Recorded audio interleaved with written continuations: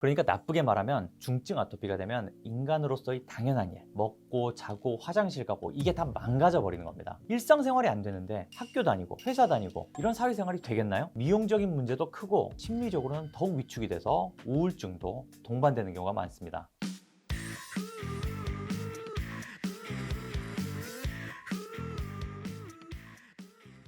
영등포 한 곳에서 60여 년간 800만 명 이상의 환자를 진료하고 있는 개피부과 피부과 전문의 김신환입니다.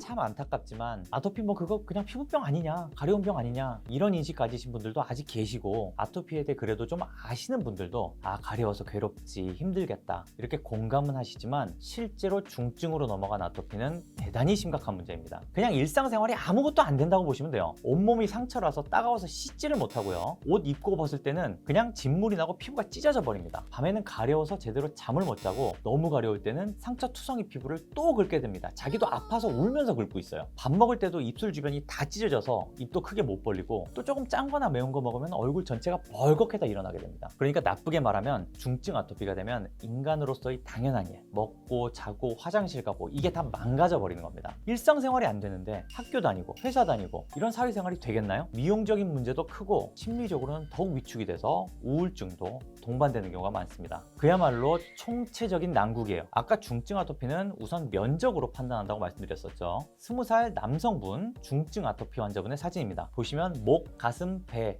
등 그리고 양팔 부위에 아토피가 심하게 발생해 있습니다. 사실 이 정도면 아토피가 있는 수준이 아니고 정상 피부가 거의 안 남은 수준이에요. 뒤에 말씀드리겠지만 아토피 점수상 면적 점수가 90% 이상, 즉 거의 만점에 가깝게 나옵니다. 게다가 손 닿는 곳은 거의 대부분 긁어서 만들어진 찰과상, 그리고 그에 의한 진물 발생, 태선화, 이런 여러 가지 아토피 병변이 복합적으로 관찰됩니다. 아토피가 넓게 퍼진 만큼 여기저기 수시로 더 간지럽고, 이 정도 면적은 거의 밤에 잠을 못 잡니다. 가려워서.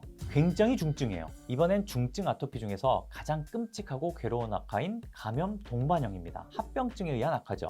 이 부분 사진은 좀 사람에 따라서 보기 힘드실 수도 있어서 제가 미리 말씀드립니다. 38세 남성 환자입니다. 잘 보시면은 목 밑과 가슴 부위에 아토피의 전형적인 모습인 태선화 병변이 넓게 퍼져 있습니다. 기존에 아토피를 가지고 있었는데 정말 대수롭지 않게 지내면서 조절이 잘 되지 않은 경우입니다. 급격한 면역 저하 같은 이유로 가려움증이 심해지기 시작했는데 제때 치료를 못 하시고 여기저기 긁고만 계시다가 급기야는 합병증인 감염이 발생했습니다.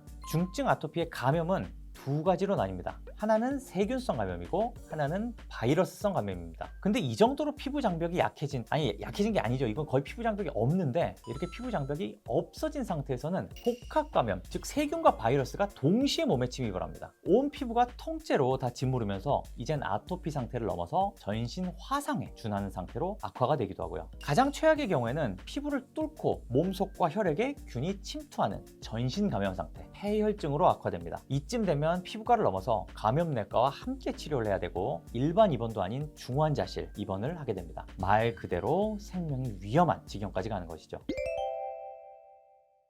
마지막으로 아토피 피부염의 정도를 측정하는 방법 간단히 소개해드리겠습니다. 앞서서 피부과 의사들이 사용하는 이지 점수와 스코라드 점수에 대해서 말씀드렸는데요. 환자분들도 혼자 자가로 체크하기 좀 더 간편한 이지 점수에 대해서 말씀드리겠습니다. 우리나라 아토피 중증도 체크도 주로 이지 점수로 이루어집니다. 이지, 엑제마 에어리어 앤드 시비어리티 인덱스, 이건 2001년에 미국과 일본의 공동 연구로 개발된 아토피 피부염의 표준 측정법입니다. 번거로운 검사 없이도 보이는 그대로 직관적으로 점수를 측정할 수 있는 장점이 큰 검사법입니다. 이지 점수 계산은 크게 4단계로 나눠서 이루어집니다. 먼저 신체 부위를 나누고, 그 다음 각 병변에 퍼진 아토피 피부염의 면적을 계산합니다. 그 다음 병변이 얼마나 심한지를 체크하고, 마지막으로 나눈 신체 부위의 점수를 합쳐서 종합 계산하게 됩니다. 먼저 몸 전체의 피부를 머리와 목, 양팔, 몸통, 양 다리의 네 부위로 나눕니다. 그리고 각각의 부위에서 얼마나 병변이 넓은지를 평가합니다. 하나도 없으면 0%, 1에서 9%면 1점, 10에서 29%면 2점, 30에서 49%면 3점, 50에서 69%면 4점, 70에서 89%면 5점, 90% 이상 100%면 6점,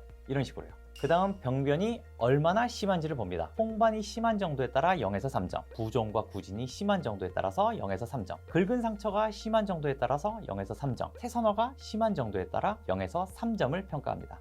이 점수를 다 더한 다음에 아까의 면적 점수를 곱하고 부위별 가중치를 곱하면 됩니다. 부위별 가중치는 다음과 같아요. 8살 이상에서는 머리와 목이 0.1, 팔이 0.2, 몸통이 0.3, 그리고 다리가 0.4입니다. 7살 이하의 어린이들은 머리와 목이 0.2, 팔이 0.2, 몸통이 0.3, 다리가 0.3입니다. 아이들은 머리가 크고 다리가 좀 짧기 때문에 머리 가중치가 높고 다리의 가중치가 낮습니다. 자, 이 과정을 머리, 목 따로 계산하고 양팔 따로 계산하고 몸통 따로 계산하고 양다리 따로 계산해서 모두 더해주시면 됩니다. 그 최종값이 바로 자신의 이지 점수입니다. 이 점수가 15점 이하일 경우에는 경한 아토피, 16에서 23점 사이일 경우에는 중간 정도의 아토피, 23점 이상인 경우에는 중증 아토피로 분류합니다. 여기에 마지막으로 환자의 주관적인 판단을 더합니다. 통증과 가려움증을 판단하는 NRS를 통해서 7점 이상의 중증 가려움증을 호소하는 경우에는 이지 점수가 낮아도 한 등급 올려서 판단합니다. 또 환자의 삶의 질을 따지는 DLQI 설문을 통해서 10점을 넘을 정도에도